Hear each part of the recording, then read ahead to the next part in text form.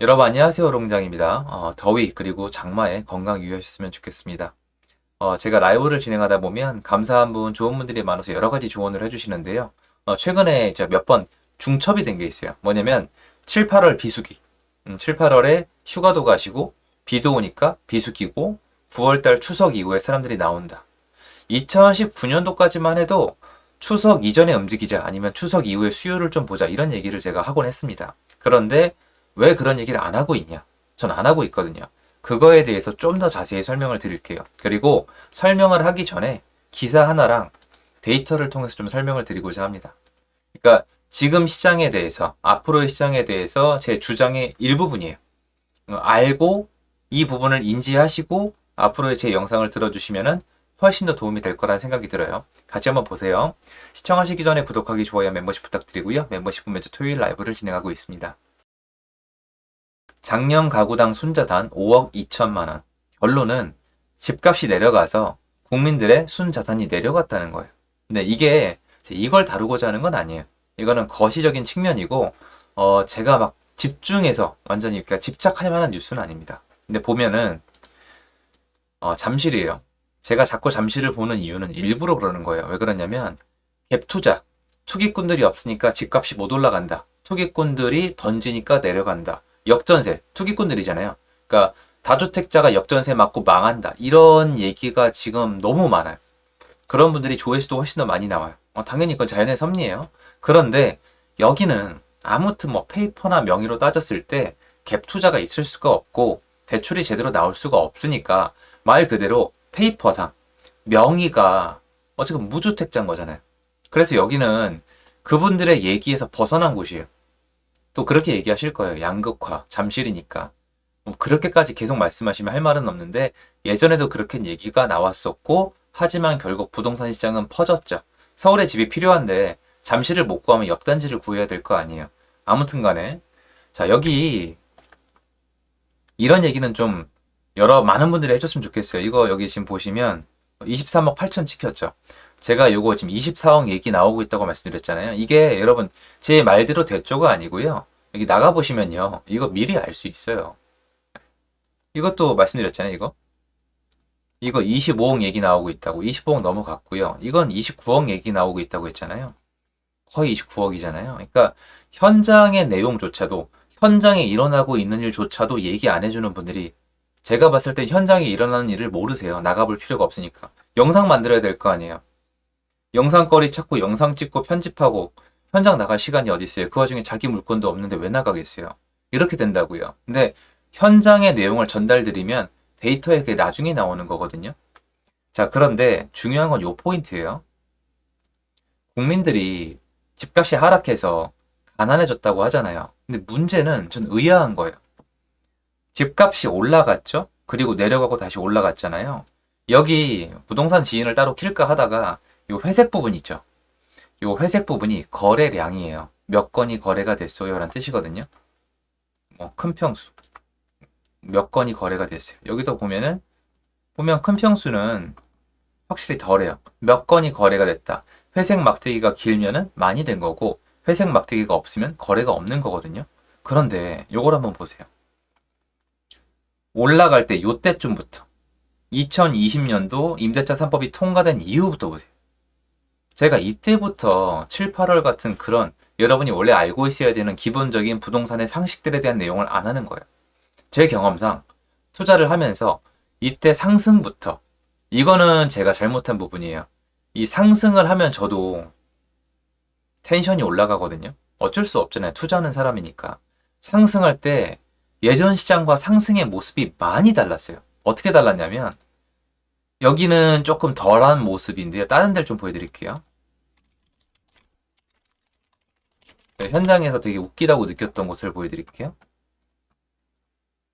보시면 매매가랑 전세가가 2020년도 8월달 여기 같이 올라가요. 지방은 더 심해요. 확 같이 올라갔다 같이 내려오잖아요. 이게 지방에나 있을 법한 유동성장에서 나오는 거거든요. 여기도 사실은 마찬가지예요. 매매가랑 전세가가 폭등적으로 올라갔어요. 같이. 근데 여기 좀 약해 보이긴 하죠. 그런데 이 모양 자체가 사실은 좀 달라요. 여기서부터. 거래량이 별로 없는데 폭등을 했죠. 거래량이 별로 없는데 폭감을 했잖아요. 예전이랑 비하면 이상한 거예요. 거래가 별로 없어요. 아파트를 사서 오른 사람도 여기서부터는 별로 없고 사서 내린 사람도 별로 없는 거예요. 근데 보면은 전 국민이 가난해졌다고 하잖아요. 저는 이렇게 봐요. 일단 첫 번째로 시장의 체질이 변했어요. 임대차 3법 통과 이후로 그 와중에 규제가 많았고 그리고 대외적으로 여러 가지 사건이 있었고 전쟁에다가 금리 발작에다가 그리고 대출 중지 사건에다가 시장이 변한 것 같아요. 지금 제 이 화살표 있죠. 여기부터 다른 게 안 느껴지세요? 제 주장이 아니라 데이터가 있는 거잖아요. 이거 실거래가 기준으로 하니까 거래가 없어요. 거래가 없는데 폭등을 했다가 폭락을 했다가 폭등을 하고 있어요. 그러면 대다수 국민의 자산이 줄어들었다고 얘기하기에는 약간 문제가 있는 거예요. 왜냐면 이 가격을 기준으로 국민들의 자산에 시세를 매겨버리니까. 거래가 이렇게 많이 됐으면 말 그대로 시세인 거잖아요. 지금은 애매하다는 얘기예요. 그래서 저는 이 기사를 보다가 그 생각이 드는 거예요. 지금 시장의 특성은 전혀 반영이 안 되는 것 같은데 이래도 되나? 그러니까 자산이 내려간 건 맞아요. 이건 저는 뭐 그냥 있는 그대로 보거든요. 가난해졌죠, 국민들이. 자산 시장이 어려워졌잖아요. 그건 맞는데 앞으로의 시장의 시장을 봄에 있어서 7월, 8월 이런 게 저는 한 2022년도, 2021년도부터 2022년도 넘어가면서 시장에 제가 예전에 알던 규칙이 적용이 안 되는 거예요. 예를 들어서 지금 인천이나 대구 입주가 되게 많잖아요. 그러면 전세가도 내려가고 매매가도 내려갈 수 있는 타이밍이거든요. 시장 자체가 별로 안 좋으니까. 그런데 또 인천은 그렇다고 쳐도 대구가 버텨요. 인천은 버틸 뿐만 아니라 일부 지역은 올라가고 대구도 인기 많은 지역은 낙찰도 잘 되고 거래가 돼요. 그럼 이게 옛날에 있던 시장 그 모습 그대로는 아니거든요. 그럼 전국적으로 놓고 봤을 때 지금 시장의 모습이 어떠냐? 옛날에 우리가 일반적으로 알고 있던 부동산의 법칙 있죠. 입주가 있으면은 전세가가 떨어진다. 입주가 더 연속적으로 많으면은 매매가도 떨어진다. 이런 법칙에서부터 7, 8월은 비수기다. 9월달 추석 이후가 성수기다. 이게 옛날이랑 완전 반대로 간다는 뜻은 아닌데 몇몇 개가 안 맞아요. 그리고 제가 아까 말씀드렸다시피 2020년도 8월달 이후에 매매가가 올라가잖아요. 그때 만약에 투자자가 많이 들어갔으면은 사람들이 사면서 전세를 놓잖아요. 집을 사서 가격이 올라가는 건 좋아요. 뭐 5억, 6억, 7억, 8억 막 사서 매매를 많이 하니까 가격이 올라가는데 이 사람들이 투자자면 어떻게 되겠어요? 전세를 놓을 거 아니에요. 전세 입자는 고정인데 많이 사면서 전세를 많이 놓으면 공급이 많아지면서 전세가 내려가야 되는데 지금은 매매가랑 전세가랑 같이 올라갔다가 매매가랑 전세가 같이 내려가요.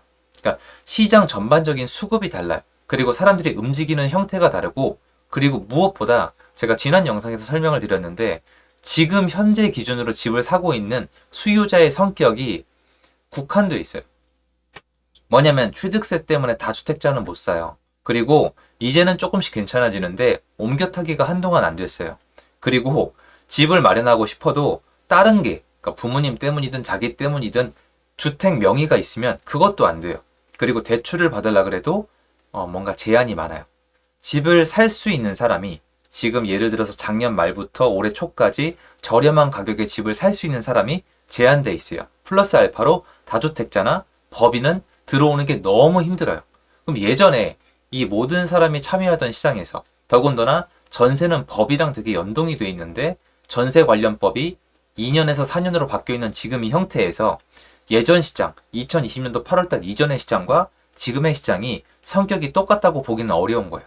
특이점도 사라지고 있고 다른 특이점이 생겨나고 있고 언론 미디어의 영향을 많이 받고 있고 적은 거래량으로 많이 올라갔다가 적은 거래량으로 많이 떨어지고 있다가 적은 거래량으로 반등을 하고 있어요. 그래서 저는 보는 거예요. 그러니까 제가 알고 싶은 것들이 되게 많아지는 이유가 예전에 제가 편하게 파악했던 것들이 시장에 적용이 안 돼요. 저도 답답하거든요. 근데 컨텐츠를 만드는 입장에서 저도 그렇게 말씀드리고 싶어요. 여러분 요새 비수기입니다. 한동안 조금 덜컹덜컹 할 것 같아요. 근데 현장 나가면 또 달라요. 여러분 인천에 지금 공급이 많으니까 한동안 좀 지켜봅시다. 대구 아직 입주 안 끝났으니까 지켜봅시다. 근데 또 여러분 울산 있죠. 울산은 입주 때문에 아작이 나고 있어요. 제가 울산에서 애를 먹는 걸 많이 보여드렸잖아요. 지금도 그거 해결 안 됐거든요. 결국 대출을 받았어요. 그러면 지역별로 편차가 너무 심한 거예요. 또 충청도 다르고 강원도 다르고 경상도 전라도 다르고 광역시마다 굉장히 각기 지역이 다르고 똑같이 이렇게 송파구라 해도 송파구 내에서도 서로 달라요. 이걸 제가 계속 설명드리고 있는 거예요. 옛날처럼 굵직하게 통하던 그 규칙은 몇 년 동안의 통계로 만들어진 건데 옛날 통계가 잘 안 맞아요. 전 그래서 7, 8, 9월 달도 지켜봐야 된다고 생각을 해요. 지금 우리가 할 수 있는 건 시장의 방향이에요.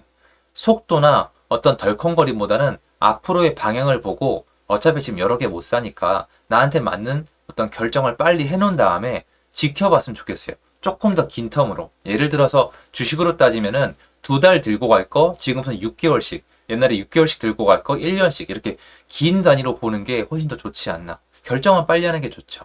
제 입장에선 방향성은 뚜렷하니까 여태까지 잘 그렇게 진행이 되어 왔고 그거 전달드리고 싶었어요. 저한테 질문들을 종종 하세요.